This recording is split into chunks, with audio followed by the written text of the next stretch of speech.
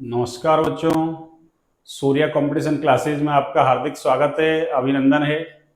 देखिए, हमारा जो टॉपिक चल रहा था वो चल रहा था जीओसी, और जीओसी में भी रिएक्शन मैकेनिज्म और उसमें भी प्रेरणिक प्रभाव चल रहा था। और प्रेरणिक प्रभाव के आधार पर हमने जो इंटरमीडिएट स्पीसीज थी, कार्बोकैटायन, कार्बोनाइन, कार्बन फ्री रेडिकल, उसकी स्टेबिलिटी को हमने समझा दिया था। अब आज हम पढ़ेंगे अम्लीय सामर्थ्य। इंपॉर्टेंट है, आपसे पूछ लिए जाते हैं सवाल। अब जो चल रहा है ना सारा एप्लीकेशन, वो इंपॉर्टेंट ही है सारा। तो अगला जो अपना एप्लीकेशन है, अनुप्रयोग, वो है अम्लीय सामर्थ्य की व्याख्या। अम्लीय सामर्थ्य की व्याख्या, ये लो, अम्लीय सामर्थ्य की व्याख्या। एसिडिक स्ट्रेंथ, अम्लीय सामर्थ्य को हम क्या बोलते हैं? Acidic strength.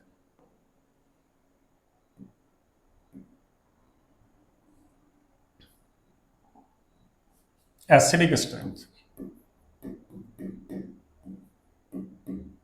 तो अम्लीय सामर्थ्य को हम और भी नाम है इसके, अम्लीय प्रकृति कह दो, आप अम्लीयता कह दो, एसिडिटी या एसिडिक नेचर, या फिर एसिडिक स्ट्रेंथ, एक ही बात है। एसिडिक स्ट्रेंथ,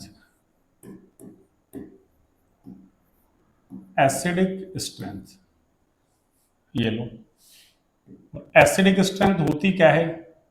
देखिए, ऐसा हम 11th क्लास में पढ़ते हैं कि अम्ल और क्षार की जो डेफिनेशन है वो 3 डेफिनेशन है अम्ल और क्षार की। कितनी है? 3। और वो कौन सी हैं? देखिए, अम्ल और क्षार की 3 डेफिनेशन है। एक आर्रेनियस की थ्योरी है, एक ब्रॉन्स्टेड लॉरी और एक लुइस। हमारे जो काम आएगी यहाँ, एक तो ब्रॉन्स्टेड लॉरी काम आएगा ज्यादा तो, और एक लुइस काम आएगा। दो ही काम आएंगे, लुइस अवधारणा और ब्रॉन्स्टेड लॉरी अवधारणा। वैसे तो ये ग्रेजुएशन लेवल पे भी है, और 11th से तो आपने पढ़ी रखा है कम से कम, ग्रेजुएशन लेवल पे भी है। अब ये टॉपिक ग्रेजुएशन लेवल पे ही चल रहा है, 11th 12th, मतलब 11th 12th को काम में लेते हुए ग्रेजुएशन लेवल। अब देखिए, अब इसका मतलब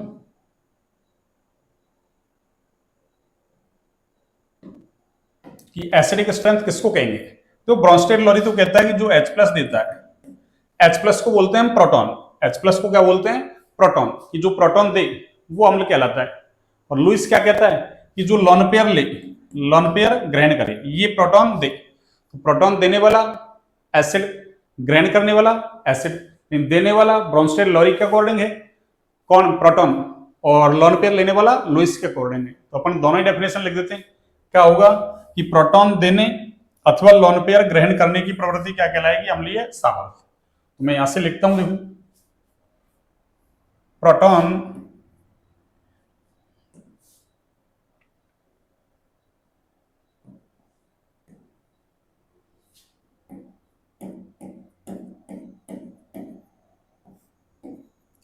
प्रोटॉन देने अथवा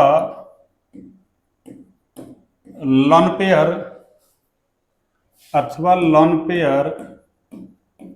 ग्रहण करने, लॉन पेयर ग्रहण करने की प्रवृत्ति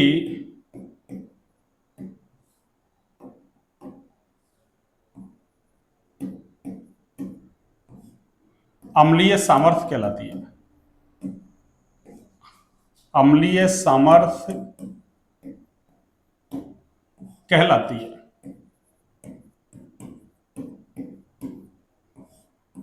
ये लो, जैसे मान लो अपन ने ये ले लिया कोई Ha, ये मान लो कोई एसिड है।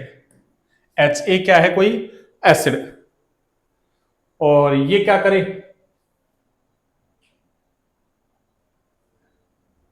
ये Ha, ये प्रोटॉन दे दे, या ऐसे लिख दूं, देखो इसको पहले मैं, जब प्रोटॉन देगा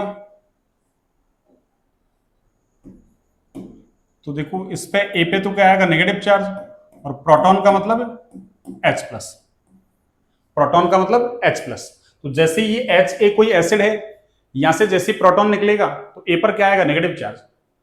और ये HA तो क्या है, एसिड, ये तो क्या है बच्चों, एसिड अम्ल,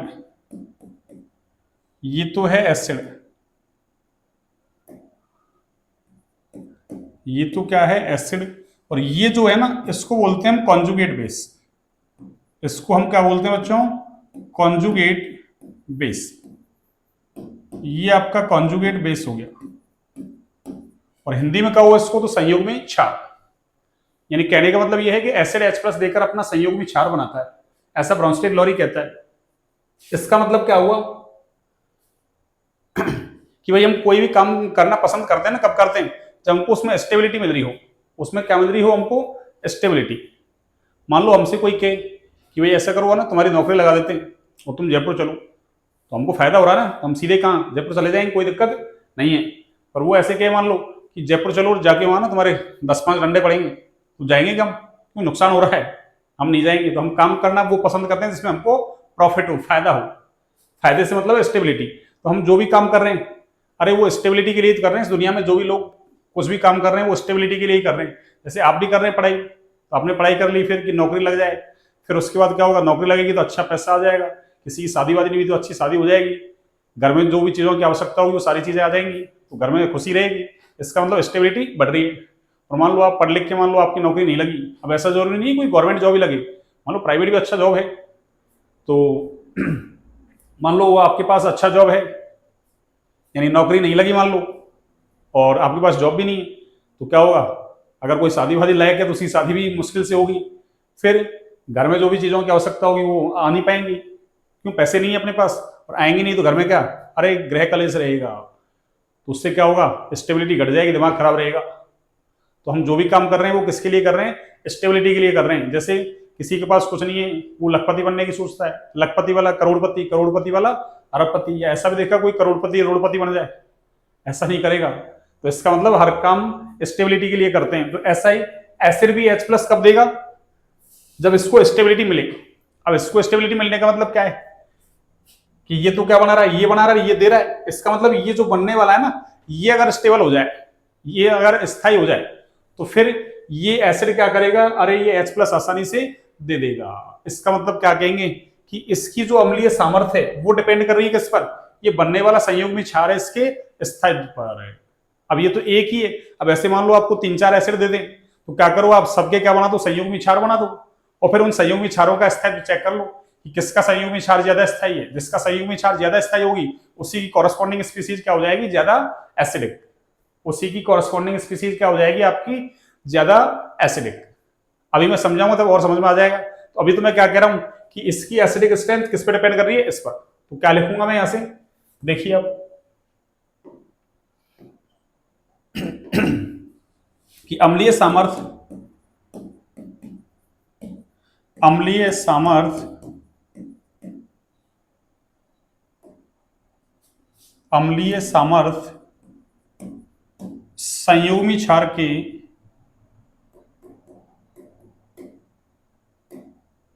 अम्लीय सामर्थ्य,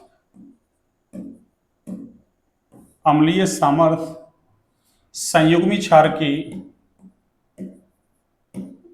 संयुग्मी क्षार के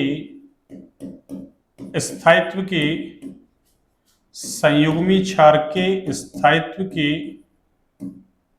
सीधे, स्थायित्व के सीधे क्या होती है, समानुपाती होती है, सीधे समानुपाती होती है।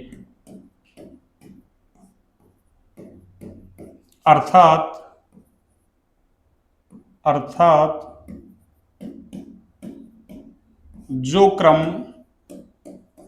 अर्थात जो क्रम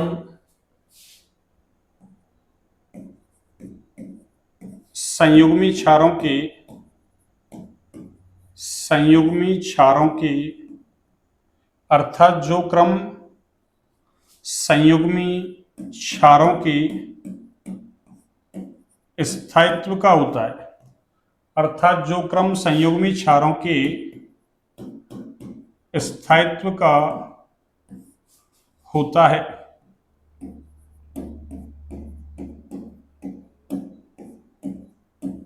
जो क्रम संयुग्मी क्षारों के स्थायित्व का होता है वही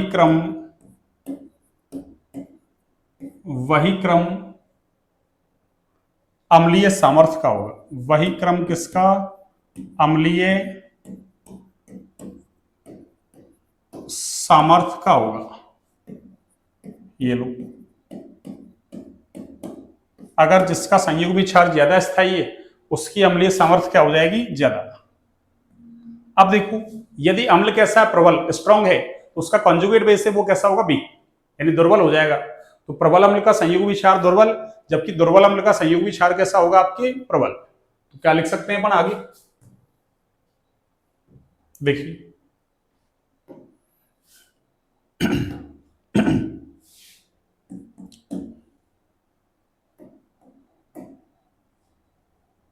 क्या लिख सकते हैं अपन यहां से कि प्रबल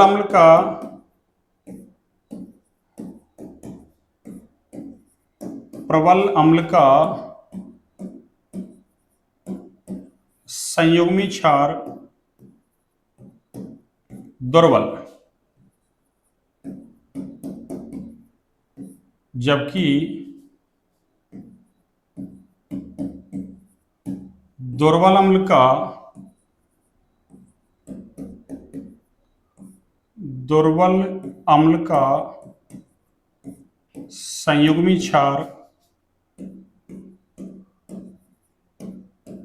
संयुग्मी क्षार कैसा होगा? प्रबल होगा। प्रबल अम्ल का संयुग्मी क्षार दुर्बल, जबकि दुर्बल अम्ल का संयुग्मी क्षार प्रबल होगा।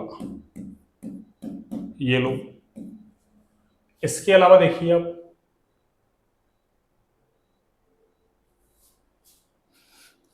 प्रबल अम्ल का संयुग्मी क्षार दुर्बल और दुर्बल अम्ल का संयुग्मी क्षार कैसा है? प्रबल।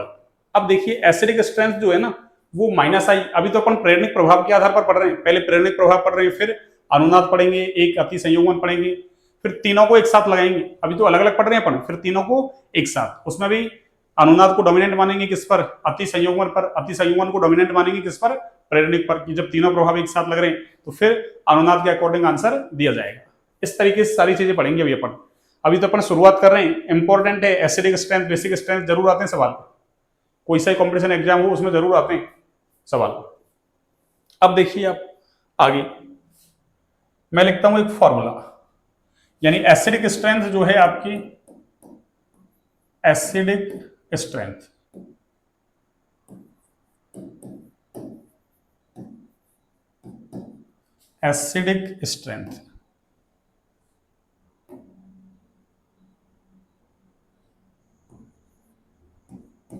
ये लो, ये समानुपाती है किसकी? -I की। और ये व्युत्क्रमानुपाती है किसकी?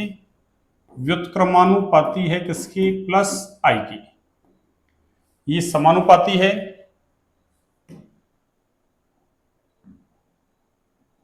-I की और व्युत्क्रमानुपाती है किसकी? +I की।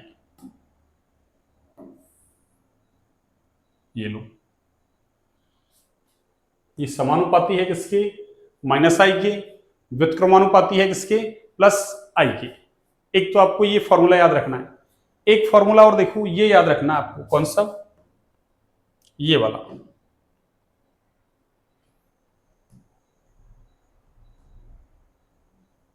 एक फॉर्मूला आपको ये याद रखना है, कौन सा वाला? कि एसिडिक स्ट्रेंथ है, ये लो, एसिडिक स्ट्रेंथ,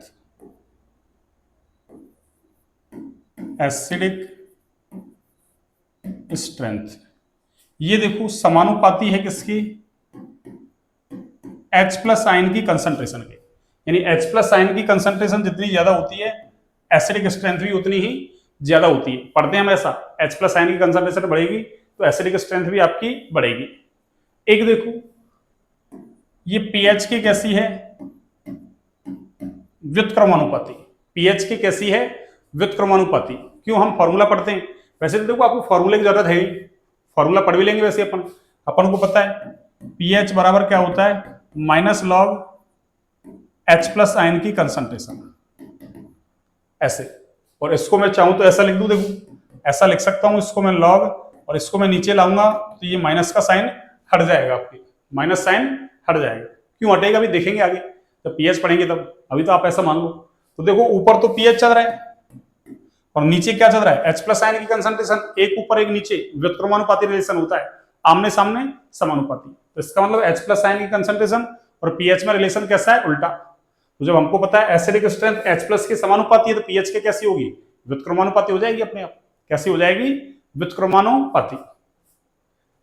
आगे देखिए एक फॉर्मूला लिखता हूं मैं इसमें कि जो एसिडिक स्ट्रेंथ है वो समानुपाती है किसके, के ए की, के ए। और के ए क्या है, ए का मतलब एसिड यानी अम्ल का वियोजन स्थिरांक, के ए क्या है, अम्ल का वियोजन स्थिरांक यानी डिसोसिएशन कांस्टेंट, किसका, एसिड का, एसिड डिसोसिएशन कांस्टेंट, अम्ल का वियोजन स्थिरांक। और एक ये पीके के कैसा होता है, व्युत्क्रमानुपाती। अरे पीके के कैसा होता है, ये सारी चीजें आप 11th क्लास से पढ़ते हैं। पीके जैसे मैंने पीएच लिखा है ना, ऐसे पीके बराबर क्या होता है, अरे पीके बराबर क्या होता है बच्चों, माइनस लॉग के ए। और के क्या है, अम्ल का वियोजन स्थिरांक, इसका मतलब वियोजन स्थिरांक के लॉग का अरे नेगेटिव मान है वो क्या कहलाता है, पीके। क्या कहलाता है, पीके। पढ़ेंगे अपन इसको सामने वाले चैप्टर में, एसिड बेस आएंगे तब, अभी तो मैं आपको समझा रहा हूं। इसको देखो वही पहले वाले की तरह मैं ऐसा लिख सकता हूं, पीएच की तरह लॉग 1/के। इसका मतलब वही पीके और के में कैसा रिलेशन है, व्युत्क्रमानुपाती। तो के समानुपाती तो पीके के कैसी हो जाएगी, व्युत्क्रमानुपाती। तो ये फॉर्मूला आपको याद रखना है। इसका मतलब ये 5 सवाल हो गए, एक सवाल नहीं है। ये कितने सवाल हो गए बच्चों, 5। 5 कैसे, देखो ये 5 सवाल कैसे हो गए आपके, मैं एक बार इसको तो बॉक्स में बंद करता हूं, फिर देखो 5 सवाल कैसे हैं आपके, ये लो। तो 5 सवाल कैसे, एक तो खुद ही एसिडिक स्ट्रेंथ एक सवाल, और 4 सवाल ये होंगे, ये 4। अब मान लो हमको अरे ऐसे 3-4 स्पीसीज दे देगा और कह दें इनके पीके का क्रम क्या है, तो हम पीके ज्ञात नहीं करेंगे, हम तो क्या ज्ञात करेंगे, उनका एसिडिक स्ट्रेंथ ज्ञात करेंगे, और फिर फॉर्मूला लगा देंगे कि एसिडिक स्ट्रेंथ और पीके में कैसा रिलेशन है, उल्टा है। इसका मतलब जो एसिडिक स्ट्रेंथ का ऑर्डर है उसका उल्टा कर दो, किसका ऑर्डर आ जाएगा, पीके का आ जाएगा। अगर के का पूछता तो जो एसिडिक स्ट्रेंथ का ऑर्डर वही के का ऑर्डर, क्यों, समानुपाती है। ऐसे पीएच पूछे उल्टा कर दो, और एच प्लस पूछे तो जो क्रम एसिडिक स्ट्रेंथ का वही एच प्लस आयन की कंसंट्रेशन का है। इस तरीके से आप इसको याद रख सकते हैं। और यहां मैं लिख देता हूं के ए क्या है आपका, के ए, ये लो के ए बराबर क्या है, अम्ल का वियोजन स्थिरांक। के ए क्या है भाई, अम्ल का वियोजन स्थिरांक, एसिड डिसोसिएशन कांस्टेंट, अम्ल का वियोजन स्थिरांक। ये लो अम्ल का वियोजन स्थिरांक। तो आपको ऐसे फॉर्मूले याद रखने हैं। अब देखिए, अब फॉर्मूले हैं, फॉर्मूले तो अपन जितना यूज मिलेंगे अरे उतना ही अपने दिमाग में सेट हो जाएंगे। अब फॉर्मूले वगैरह जितने भी आए उनको अलग से ऐसे करो, आप क्या करो भाई, पहले तो नोट्स बना ही रहे हैं आप, और उसके बाद ऐसे 10-20 पेज ऐसे बनाओ जिनमें आप फॉर्मूले वगैरह ऐसे छोटी मोटी चीजें सारी ऐसे लिख लो उनको शॉर्ट में, ताकि एग्जाम के दौरान रिवीजन करने में आसानी रहे। क्यों, एग्जाम से 2-4-5-10 दिन पहले हम फिर पूरे नोट्स नहीं पढ़ सकते, तो उनको बार बार क्या करें, रिवाइज। वो अभी से बनाते चलें, आप अभी से ही बनाते चलें। अभी तो टुकड़ों में बन जाएंगे, जैसे जैसे टॉपिक आएंगे वैसे वैसे फॉर्मूले वगैरह, कोई मान लो किसी का ऑर्डर है जैसे प्लस आई वाला, माइनस आई वाला, और भी बहुत सारे ऑर्डर आएंगे, उनको आप लिख लें, बार बार क्या करें, उनको प्रैक्टिस करें, उनको याद करें। भूल जाओगे फिर करोगे तो फिर धीरे धीरे एक दिन ऐसा आएगा कि वो दिमाग में सेट हो जाएंगे। ठीक है, अब देखिए अपन आगे लेते हैं क्या, एग्जाम्पल। आगे अपन लेते हैं एग्जाम्पल, और एग्जाम्पल क्या है देखिए आप सुनिए। सबसे पहला एग्जाम्पल तो मैं ये ले लेता हूं, ये लो कि एक तो मैंने ले लिया ROH, ये लो एल्कोहल, और एक मैंने क्या ले लिया, जल, मीन्स HOH। इसके जैसा ही लिख दूं HOH, बाकी तो H2O लिखते हैं अपन। अब देखो ये तो क्या है अपने पास, इसका नाम तो क्या है, एल्कोहल। ये लो, ये तो है आपका एल्कोहल, और ये क्या है, वाटर। ये क्या है, वाटर। ये लो, अब इन दोनों में से ज्यादा एसिडिक कौन है ये देखते हैं अपन। तो देखना, सबसे पहला काम तो क्या करना है आपको, जब भी ऐसा सवाल पूछे आपसे, अब देखो एक दो सवाल है उनको तो मैं डिटेल में करके बता देता हूं आपको, फिर उसके बाद अपन डिटेल में नहीं करेंगे, क्यों बार बार वहां डिटेल में करने की जरूरत थोड़ी है। अरे वहां तो आपको क्वेश्चन आएगा, और आजकल तो 5 आंसर आ रहे हैं, एक अनुत्तरित वाला भी आ रहा है कि आप 4 में से मान लो कोई आंसर देना नहीं चाहते तो 5वां विकल्प भर दो, उसके लिए आपको एक्स्ट्रा टाइम मिलता है 10 मिनट का। तो 5 आंसर आएंगे, कितने, 5, वैसे तो 4 ही हैं, और 5वां विकल्प और है। अब देखिए, इसका मतलब आपको क्वेश्चन आएगा, 4 आंसर आएंगे, आपको तो आंसर लगाना है, वहां ऐसे आपको डिटेल में करके थोड़ी बताना है, जैसे 11 12 की तरह, ग्रेजुएशन की तरह ऐसे, या आपको कोई हिसाब शॉर्ट नोट्स वगैरह पूछेगा। पर अपन शुरुआती दौर में तो अरे चूंकि गाड़ी चलाना सीखते हैं ना, सारे नियम फॉलो करते हैं, फिर गाड़ी चलाना सीख जाए फिर तो नियम फॉलो करने की जरूरत नहीं है, पीछे देखो और आगे गाड़ी चलती है। तो अपन को यही काम करना है, ठीक है बच्चों। तो देखिए सबसे पहले क्या कर रहे हैं अपन, यहां से H+ निकालो आप, ये लो। क्यों, सबसे पहला काम क्या है हमारा, H+ निकालना। पर H+ ध्यान रखना, आप H+ निकलेगा कहां से, अरे ऐसे याद रख लो, ये SNOX, स्नॉक्स, और एक sp संकृत कार्बन, ये लो, ये ट्रिक याद रख लो आप, SNOX।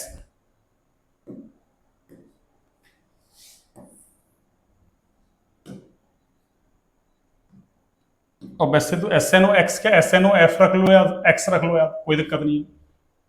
यानी ये कैसे हैं, अरे ये मोर इलेक्ट्रोनेगेटिव एटम है भैया, ये कैसे एटम है, मोर इलेक्ट्रोनेगेटिव एटम, ये लो, ये हैं आपके मोर मीन्स अधिक इलेक्ट्रोनेगेटिव एटम,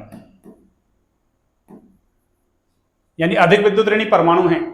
तो अधिक विद्युत ऋणी परमाणु से डायरेक्ट जुड़ा वो हाइड्रोजन है, वही एसिडिक नेचर रखता है। क्या कहा मैंने, अधिक विद्युत ऋणी परमाणु, जैसे ये SNOX, S का मतलब सल्फर, N का मतलब नाइट्रोजन, O का मतलब ऑक्सीजन, और यहाँ X से मतलब क्या है, अरे X से मतलब है अपना FC। ये कभी कभी Cl भी हो जाता है, इसलिए मैं इसको X ही रहने देता हूं, चलो ये लो। तो SNOX यानी सल्फर, नाइट्रोजन, ऑक्सीजन, हेलोजन, और एक sp संकृत कार्बन। अभी आगे पढ़ेंगे अपन, जब इनऑर्गेनिक पढ़ेंगे ना तब, कि sp संकृत कार्बन की विद्युत ऋणता तो नाइट्रोजन से भी क्या होती है, ज्यादा। अरे नाइट्रोजन की कितनी होती है, 3, इसकी 3.25 होती है।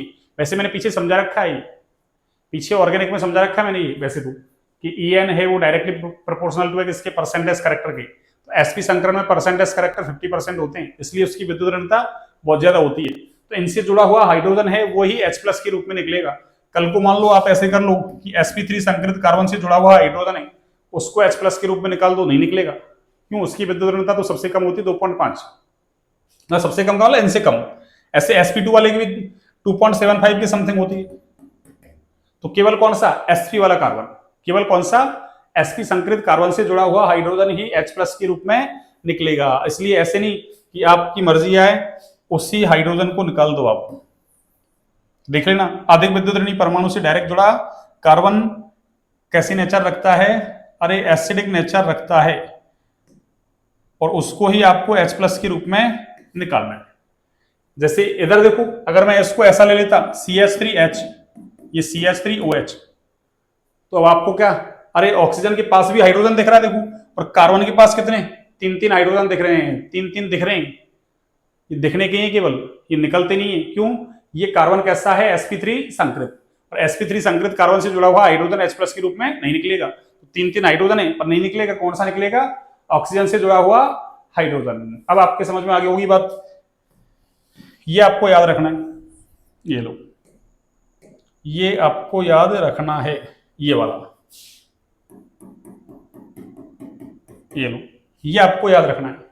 अब इसका मतलब देखो H+ कहां से निकलेगा, अरे H+ यहां से निकलेगा, यहां से H+ कहां से निकलेगा, यहां से H+ कहां से निकलेगा, यहां से।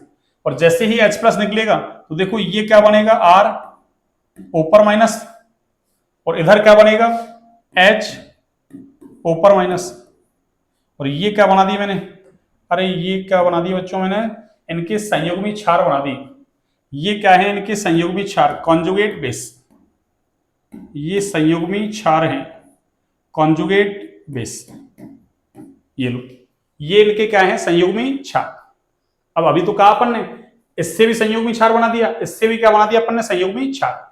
अब संयुग्मी क्षार की स्टेबिलिटी को चेक कर लो आप कि किसका संयुग्मी क्षार ज्यादा स्थायी है, इसका ज्यादा स्थायी, ये वाला संयुग्मी क्षार, तो ये ज्यादा एसिडिक और ये ज्यादा स्थायी, तो वो वाला ज्यादा एसिडिक। तो हम चेक करते हैं, देखो चेक कैसे करेंगे, देखो अरे ये वाला एल्किल ग्रुप है ना, ये वाला, ये कौन सा इफेक्ट लगा रहा है, अरे ये प्लस आई लगा रहा है, ये कौन सा इफेक्ट लगा रहा है बच्चों, प्लस आई। और इधर वाला देखो हाइड्रोजन, अरे हाइड्रोजन का आई इफेक्ट तो क्या होता है, जीरो, हाइड्रोजन का आई इफेक्ट क्या होता है, जीरो, यानी वो ना तो इलेक्ट्रॉन देता है ना इलेक्ट्रॉन लेता है। तो इसका मतलब क्या हुआ, ये इलेक्ट्रॉन दे रहा प्लस आई वाला है, यहाँ कोई ग्रुप है ही नहीं, ना तो प्लस आई वाला ना माइनस आई वाला। तो देखना अभी तो फॉर्मूला लिखा अपन ने कि एसिडिक स्ट्रेंथ माइनस आई के कैसी है, समानुपाती, और प्लस आई के कैसी है, व्युत्क्रमानुपाती। यानी इलेक्ट्रॉन देने वाले ग्रुप, प्लस का मतलब देने वाले, माइनस का मतलब खींचने वाले, तो देने वाले ग्रुप के तो कैसी है, व्युत्क्रमानुपाती, और खींचने वाले ग्रुप की कैसी है, समानुपाती। तो यहाँ देखो कौन सा ग्रुप है, अरे देने वाला, इसका मतलब एसिडिक स्ट्रेंथ घट जाएगी, या ना तो दे रहा ना ले रहा, तो इसका मतलब इसकी एसिडिक स्ट्रेंथ क्या होगी, ज्यादा। तो मैं क्या लिख सकता हूं, यहां से देखना आप कि ये वाला जो संयुग्मी क्षार है ना, ये वाला, ये कैसा है, अरे ये लेस स्टेबल है भी, कैसा है बच्चों, लेस स्टेबल, लेस स्टेबल। और ये कैसा है, अरे ये मोर स्टेबल, ये लो, ये मोर स्टेबल है, ये लेस स्टेबल है। तो फिर इसका मतलब क्या हुआ, अरे इसकी एसिडिक स्ट्रेंथ ज्यादा हो जाएगी, इसकी एसिडिक स्ट्रेंथ क्या हो जाएगी बच्चों, अरे ज्यादा, ये लो। तो एसिडिक स्ट्रेंथ किसकी ज्यादा हुई, एसिडिक स्ट्रेंथ, अरे किसकी ज्यादा हुई, किसकी ज्यादा हुई बच्चों, एसिडिक स्ट्रेंथ किसकी ज्यादा हुई, अरे जल की, एसिडिक स्ट्रेंथ किसकी ज्यादा है, जल की। किसी को दिक्कत है क्या, तो ऐसे आप क्या करो, संयुग्मी क्षार बना के देखो, और जिसका संयुग्मी क्षार ज्यादा स्थायी उसी की एसिडिक स्ट्रेंथ ज्यादा। या फिर ऐसे देख लो, अपन ने क्या कहा था कि जो नेगेटिव चार्ज आता है ना, उसको स्टेबल कौन करता है, इलेक्ट्रॉन खींचने वाले ग्रुप ही करते हैं, देने वाले तो उसको अनस्टेबल कर देगा। तो देख लो नेगेटिव चार्ज है, इधर से इलेक्ट्रॉन दे रहा है, तो नेगेटिव चार्ज की स्टेबिलिटी को घटा रहा है। ऐसे कर लो यार, आपकी इच्छा है, आपकी इच्छा है, जैसा करना चाहें वैसा कर लो। देखो वैसे आर देने वाला है तो प्लस, और ऊपर क्या है, माइनस, इसका मतलब क्या है, अरे माइनस वाले को प्लस वाला कैसा कर रहा है, अनस्टेबल, तो फिर माइनस वाले को माइनस वाला क्या करेगा, स्टेबल। ऐसे प्लस वाले को प्लस वाला स्टेबल करेगा, माइनस वाला अनस्टेबल कर देगा, अपोजिट हो जाएंगे एक दूसरे के। ऐसे रख लो यार, तरीके कई हैं, आपकी इच्छा है। अब देखो इसमें एक बात खास कि जल ज्यादा अम्लीय है किससे, एल्कोहल से। अब वैसे तो देखा जाए ना तो जल भी उदासीन है और एल्कोहल भी कैसा है, उदासीन। तो फिर आप कहोगे कि सर तो फिर एसिडिक कैसे लिख दिया आपने। अरे मान लो, ऐसा मान लो कि 3 चोर हैं और आपसे कोई के भाई इनको साहूकारी के क्रम में जमा दो कि भाई कौन ज्यादा साहूकार है कौन कम साहूकार है। अब एक तो दिमाग में आएगा कि सर चोर है तो साहूकार कहां से होंगे, लेकिन हाँ अरे जो भाई अब हमको एग्जामिनर ने कहा है तो जमाना है तो इसका मतलब जमाना ही है, नहीं तो नंबर नहीं आएंगे फिर। तो फिर क्या हुआ कि जो सबसे कम चोरी करता है वो सबसे ज्यादा साहूकार है, और जो सबसे ज्यादा चोरी करता है वो सबसे कम साहूकार। ये ऑर्डर आ गया, तो है तो उदासीन, लेकिन फिर भी दोनों में कंपेयर करें कौन ज्यादा एसिडिक है कौन कम एसिडिक है, तो जल ज्यादा एसिडिक है बजाय किसके, एल्कोहल की। पर इसमें एक चीज आप याद रखेंगे क्या कि एकमात्र ऐसा एल्कोहल, देखो केमिस्ट्री में आपके अपवाद बहुत सारे आते हैं, केमिस्ट्री में अपवाद, केमिस्ट्री ऐसे रियल लाइफ पर आधारित है। जैसे मान लो 100 आदमियों का एक परिवार है, अब 99 आदमी अच्छे हैं, एक आदमी कैसा है खराब, तो क्या कहोगे परिवार तो अच्छा है बट इसको छोड़ के, ये अपवाद है इस परिवार का। तो बस केमिस्ट्री भी ऐसे कहती है कि भाई जो अपवाद है उसको हटा दो, बाकी जो नॉर्मल है उनको एक साथ रख दो। तो ऐसे ही सारे एल्कोहल हैं वो जल से कैसे हैं, कम अम्लीय। क्या कह रहा हूं मैं, सारे एल्कोहल हैं वो जल से कम अम्लीय हैं, एक एल्कोहल ऐसा है जो जल से ज्यादा अम्लीय है। तो आपको अगर ऐसे दे दे तो फिर आपको याद रखना है वो, और वो कौन सा है देखो डायरेक्ट याद रखना है आपको, मैं यहाँ नॉट डाल देता हूँ और नॉट डाल के लिख देता हूँ। पहले तो इसको देखिए आप, हाँ जी बिल्कुल। अब देखो मैं नॉट डालता हूं, और नॉट क्या है सुनिए, नॉट है आपकी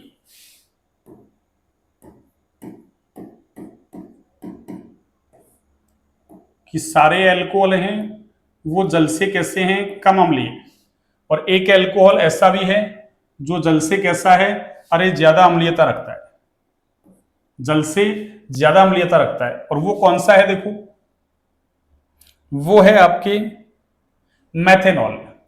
कौन सा, मैथेनॉल।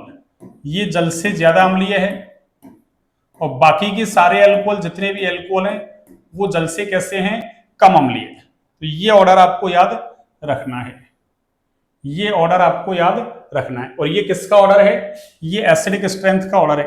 किसका बच्चों, एसिडिक स्ट्रेंथ का। ये लो, ये एसिडिक स्ट्रेंथ का ऑर्डर है हमारे, एसिडिक स्ट्रेंथ। ये लो, ये एसिडिक स्ट्रेंथ का क्या है आपके ऑर्डर, एसिडिक स्ट्रेंथ का ऑर्डर। तो सारे अल्कोहल जल से कम है, बस एक अल्कोहल मेथेनॉल कैसा है, जल से ज्यादा अम्लीय है। अब अगला सवाल देखिए आप इसी में, ये लो अगला देखो आप, एग्जांपल नंबर सेकंड। ये लो, ये एग्जांपल फर्स्ट हो गया था अपना, एग्जांपल फर्स्ट।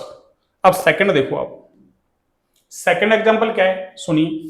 जैसे आपको ऐसा दे दे, मान लो कि एक अल्कोहल आपको ये दे दिया, एक बार डिटेल में और करके बता देता हूं मैं, फिर उसके बाद अपन डिटेल में नहीं करेंगे। ये लो,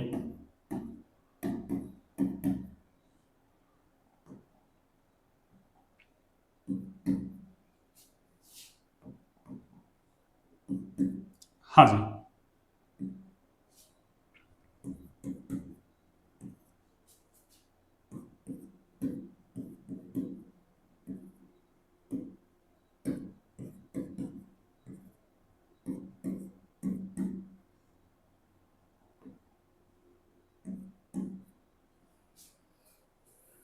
देखिए, ये अल्कोहल कौन सा है आपके, ये 1 डिग्री अल्कोहल है भाई। ये कैसा अल्कोहल है, 1 डिग्री। ये कैसा है, 2 डिग्री। और ये कैसा है आपके 3 डिग्री। ये कैसा है आपके 3 डिग्री। ये लो, अब 1 डिग्री, 2 डिग्री, 3 डिग्री अल्कोहल कैसे होते हैं, वो सब कुछ अपन पीछे पढ़ के आ रहे हैं। OH से जुड़ा कार्बन कैसा है, उसकी नेचर देख लो बस। अब इसको मैं डिटेल में कर रहा हूं भाई, और डिटेल में कैसे करेंगे देखो। सबसे पहला काम क्या है हमारा, अरे सबसे पहला काम क्या है हमारा बच्चों, H+ निकालना। ये लो, सबसे पहला काम है हमारा H+ निकालना, कि जब भी कोई कंपाउंड है वो एसिडिक स्ट्रेंथ शो करेगा, तो इसका मतलब वो H+ देगा, यानी प्रोटॉन देगा। तो सबसे पहले आप प्रोटॉन निकाल लो।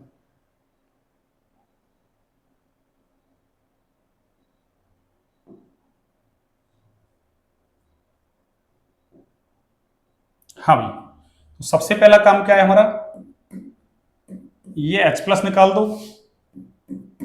H+ निकाल दो, और यहां से H+ निकाल दो।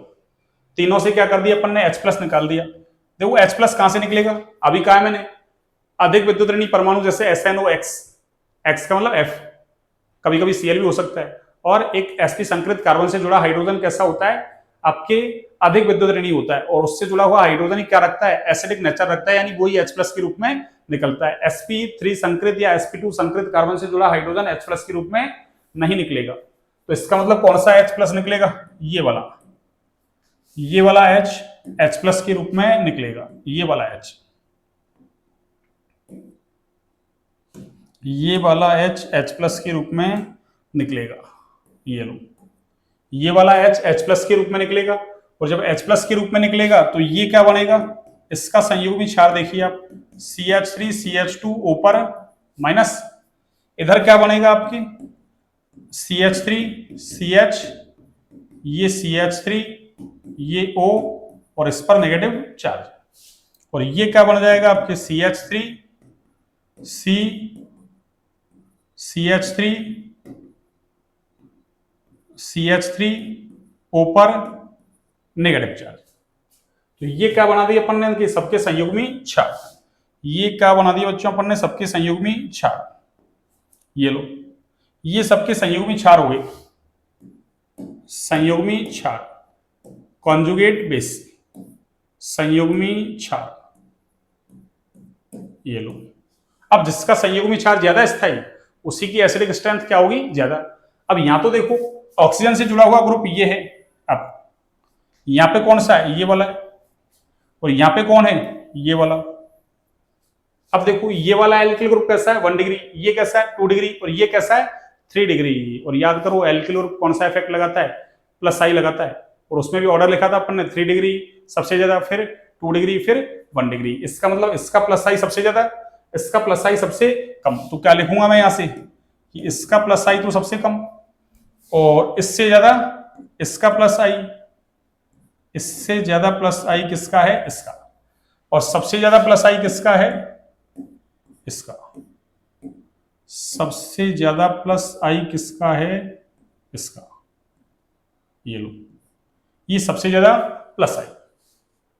अब सबसे ज्यादा प्लस आई है तो अभी तो कहा है मैंने कि देने वाला ग्रुप, अरे ये नेगेटिव है तो नेगेटिव वाले को, नेगेटिव वाला क्या करेगा, नेगेटिव का मतलब खींचने वाला ग्रुप ज्यादा स्थायी करता है, देने वाला ग्रुप उसको कम स्थायी करता है। तो यहाँ प्लस आई सबसे ज्यादा है। देखो दे इलेक्ट्रॉन दे तो यहां भी रहा है, इलेक्ट्रॉन यहां भी दे रहा है, इलेक्ट्रॉन यहां भी दे रहा है, पर सबसे ज्यादा इलेक्ट्रॉन यहां दे रहा है। इसका मतलब सबसे ज्यादा स्थायी इसका घट रहा है, यानी ये सबसे कम स्थायी होगा और ये सबसे ज्यादा स्थायी होगा। तो क्या लिखूंगा मैं, ये तो कैसा है आपका मोर स्टेबल।